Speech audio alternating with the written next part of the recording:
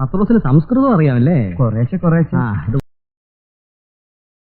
ഇതേതാണ്ട് എലിക്കണിയിൽ സുന വെട്ടതുപോലെ. എപ്പോ സുന വെട്ട എടുക്കാനും പറ്റില്ല, കെണി ചുമന്നുകൊണ്ട് നടക്കുകയും ചെയ്യണം. ചുമക്കാതെ പറ്റില്ലല്ലോ. അതിന് എന്നോട് ചൂടാവണ എന്തിനാ?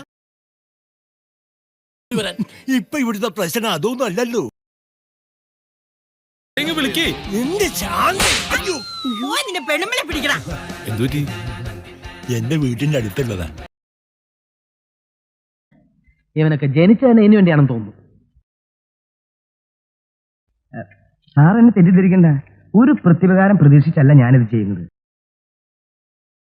ജോസേ, ഞങ്ങൾക്ക് ഒറ്റ വാക്കുള്ളൂ, ഈ നാറിയ മണിക്ക് ഞങ്ങളില്ല. മാമച്ച, ഇത് പള്ളിയാ, വഴിതെറ്റി വന്നൊന്നുമല്ലല്ലോ. അല്ലച്ചോ. ഓ, എലക്ഷൻ ആണല്ലോ, അതിന് കർത്താവിന് വോട്ടില്ലടാ. അതെനിക്കറിയാം. പിന്നെ എനിക്കൊന്ന് കുമ്പസാരിക്കണം അച്ചോ. ചുമ്മാ തമാശ പറയാതെ പണിക്കരെ, വെറുതെ അങ്ങ് തല്ലിക്കൊല്ലാൻ ഞങ്ങൾ എന്താ ഓച്ചന്മാരാണെന്ന് കരുതിയോ? അടി ഞങ്ങൾക്ക് പുത്തരിയല്ലെന്ന് ദേ ഈ പിള്ളേരോട് ചോദിച്ചാൽ അറിയാം.